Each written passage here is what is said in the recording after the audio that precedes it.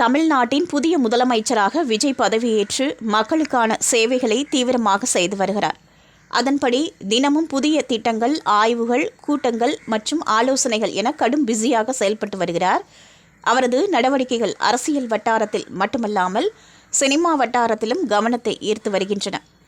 அதன்படி தமிழ்நாட்டின் மருத்துவத்துறைக்காக புதிதாக கொண்டுவரப்பட்ட 40 வாகனங்களை பொதுமக்கள் பயன்பாட்டிற்காக விஜய் வழங்கியுள்ளார்.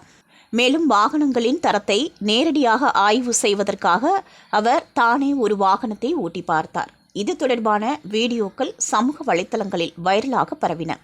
இதனையடுத்து மக்களுக்காக நேரடியாக களமிறங்கிய முதல்வர் என பலரும் பாராட்டி வருகின்றனர்.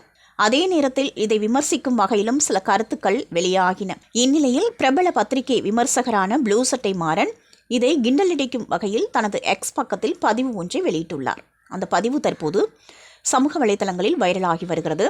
அதில் அவர் தன் கையால் தானே மதிய உணவு சாப்பிட்டதை தொடர்ந்து தன் கையால் தானே வண்டி ஓட்டியுள்ளார் என்று பதிவிட்டுள்ளார்.